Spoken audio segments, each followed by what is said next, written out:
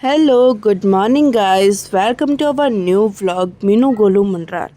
आज का vlog start होता है सुबह के 10 बजे से, जो कि आप देख रहे हैं द्रोण पब्लिक स्कूल से आज पेड़ लगाए गए हैं, वो भी शिव मंदिर पे। तो आप सभी को मेरा प्यार भरा नमस्कार। जय देवभूमि, जय उत्तराखंड। तो आज यहाँ सभी टीचर सभी बच्चों को एक एक करके ले जा रहे थे, जिसमें कि सभी बच्चे नारा गा रहे थे, पेड़ लगाओ पेड़ बचाओ। तो आज मैं आपको इन पेड़ों के बारे में कुछ बातें बताना चाहूँगी, तो प्लीज़ ध्यान से सुनिए। यह जानकर बहुत खुशी हुई, आज हमने जो पेड़ लगाया है वह केवल एक पौधा नहीं बल्कि भविष्य के लिए एक नई उम्मीद और जीवन है। पेड़ लगाना न केवल पर्यावरण के लिए अच्छा है बल्कि यह एक बहुत ही संतोषजनक अनुभव भी होता है। यह आपके इस नेक काम के महत्व और इसके बाद ध्यान रखने योग्य कुछ बातें हैं। आपके द्वारा लगाए गए पेड़ के फायदे: शुद्ध हवा यानी कि ऑक्सीजन। जैसे जैसे आपका यह पौधा बड़ा होगा वह वातावरण से कार्बन डाइऑक्साइड सोखेगा और आपको ताज़ी ऑक्सीजन देगा। प्रकृति का घर, यह भविष्य में पक्षियों के लिए बसेरा और छोटे जीवों के लिए भोजन का स्रोत बनेगा।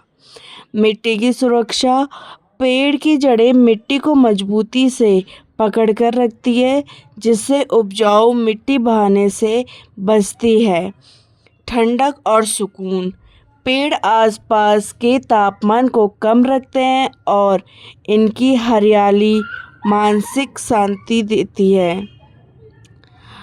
देखभाल कैसे करें, अब मैं आपको इसके बारे में बताऊंगी कि हमें अपने पेड़ पौधों की देखभाल कैसे करनी है। एक छोटा पौधा बच्चे की तरह होता है, उसे शुरुआत में थोड़े सहारे की ज़रूरत होती है। नंबर 1, जैसे नियमित पानी। सुनिश्चित करें कि मिट्टी में नमी बनी रहे, लेकिन बहुत ज़्यादा पानी भरकर उसे दलदल ना बनाएं। सुरक्षा, अगर आसपास जानवर है तो पौधों के चारों ओर एक छोटी जाली या बाड़ लगा दें। धूप का ध्यान कैसे रखें, देखें कि उसे ज़रूरत के अनुसार धूप मिल रही है या नहीं। निराई गुड़ाई करें, टाइम टाइम पर समय समय पर पौधे के आसपास उगने वाली खरपतवार हटाते रहे ताकि पोषण सिर्फ आपके पेड़ को मिले। और इस पौधों के बारे में मैं आपको एक बात बताना चाहती हूँ। आज आपने जो पेड़ लगाया है उसके साथ अपनी यानी कि मैं आपकी कुछ फ़ोटो के क्लिक करूँगी। कुछ सालों बाद वह पेड़ बड़ा हो जाएगा, तब उस पुरानी तस्वीर को देखना बहुत अच्छा महसूस होता है। यानी कि आपको खुद को खुशी होगी कि हमने वह पेड़ लगाया और आज वो पेड़ इतना बड़ा हो गया। और हमने इसमें सबसे ज़्यादा जो पौधा था वो था गेंदे के फूल। It's means marigolds. गेंदे के फूल लगाना एक बहुत ही बेहतरीन चुनाव है। ये न केवल बगीचे की रौनक बढ़ाते हैं बल्कि कई व्यावहारिक फ़ायदे भी होते हैं। यह गेंदे के पौधे के बारे में कुछ बातें मैं आपको बताऊंगी जो आपके बहुत फ़ायदे की हैं। प्राकृतिक रक्षक, गेंदे की खुशबू कीड़ों और मच्छरों को दूर रखती है। अगर आप इसे अन्य पौधों या सब्जियों के पास लगाते हैं तो यह उन्हें हानिकारक कीटों से बचाने में मदद करता है।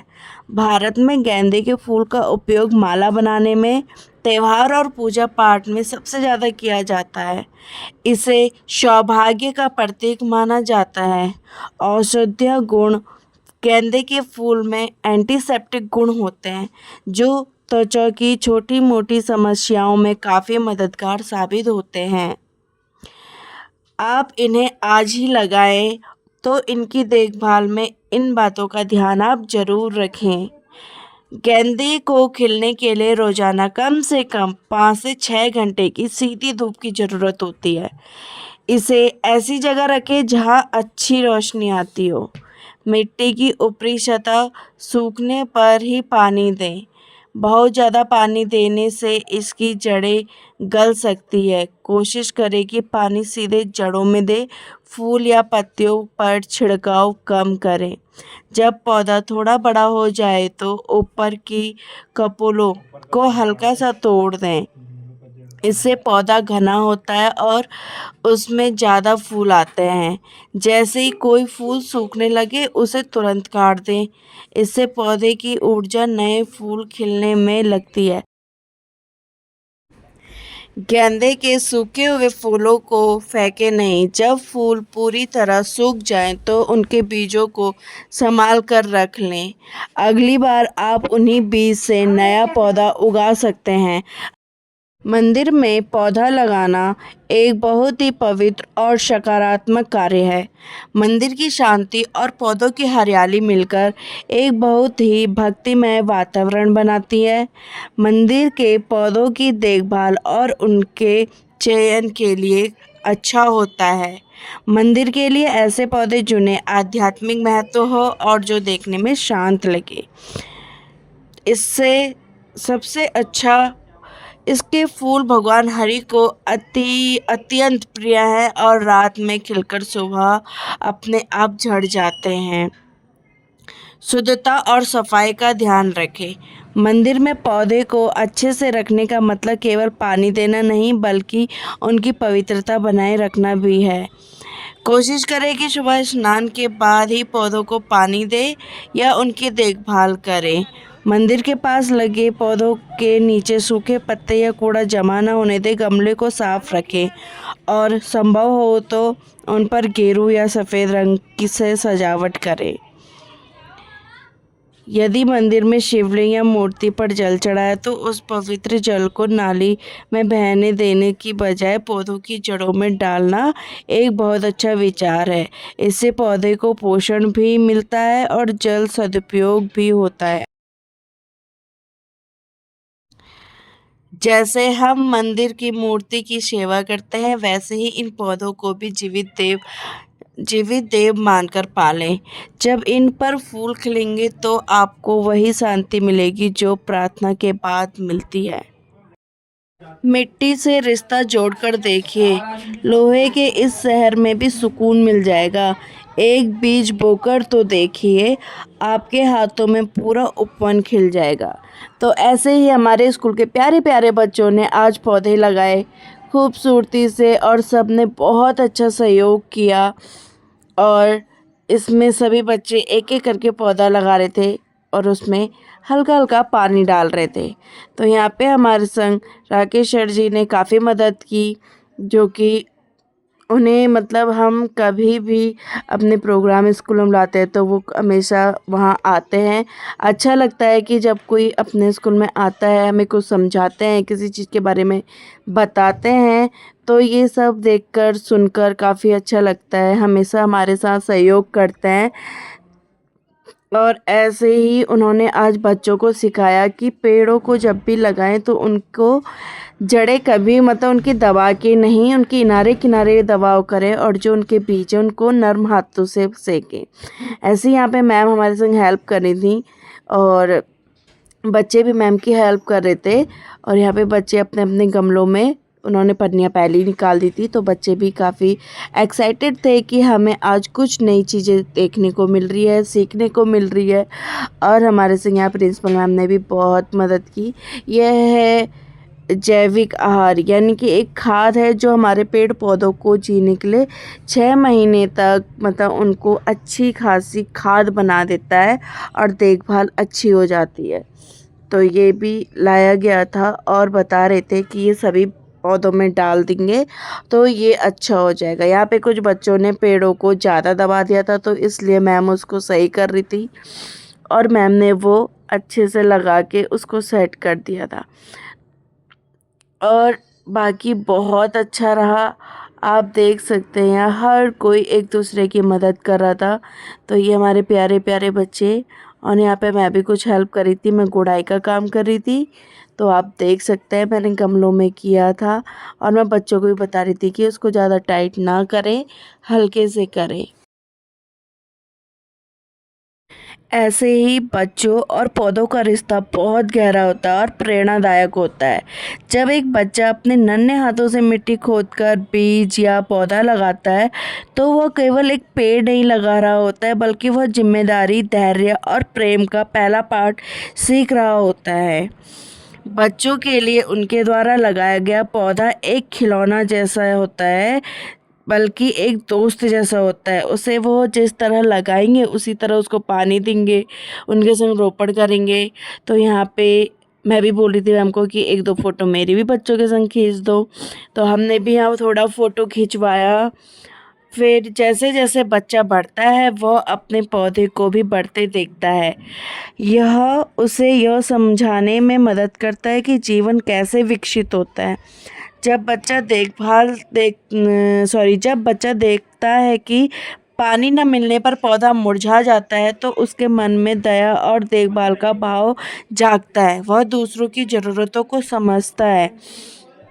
ऐसा माना जाता है कि बच्चे के मन में कोई छल कपट नहीं होता है, इसलिए उनकी ऊर्जा बहुत सकारात्मक होती है।